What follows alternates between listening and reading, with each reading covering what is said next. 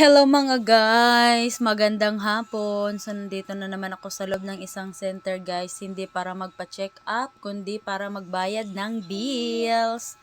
So, kung nung nakaraan, ang binayaran ko ay yung kuryente, ngayon ang tubig naman guys. Kailangan talaga ang mga bills natin guys, as much as possible, hanggat maaari kung may pambayad, bayaran na natin. Wag na nating paabuti na magkanda patong-patong siya kasi mas mabibigatan na tayo niyan guys pag yung bills natin ay nagkanda patong-patong na. So, ayan, tapos na akong nagbayad ng bill. Tupiin na natin yan at ilagay sa sobre. Pasensya na kayo guys. May kasama ako ditong bata na lagi na lang sumisigaw ng iya-iya-yo. Hindi ko alam kung bakit. Dahil siguro nakakain ng merienda, kaya makulit. So, ayun na guys. At ako ay lalabas na ng center. O, diba? Sobrang init sa labas. Ako naman ngayon ay maglalakad na pauwi ng aming bahay.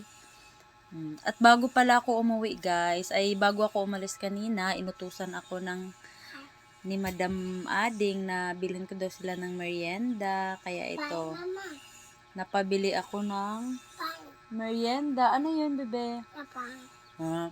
Bibilhin ko sila ng turon. Kamote Q sana kaso walang kamote Q. So, turon na lang at saka yung turon. Banana Q at saka yung sa akin is palabok. So, maraming paninda sila dito ng mga merienda guys. Klaseng merienda din ang kanilang paninda. So, pasensya na talaga kayo guys. Ano ang pinagagawa ng bata na to sa akin ay?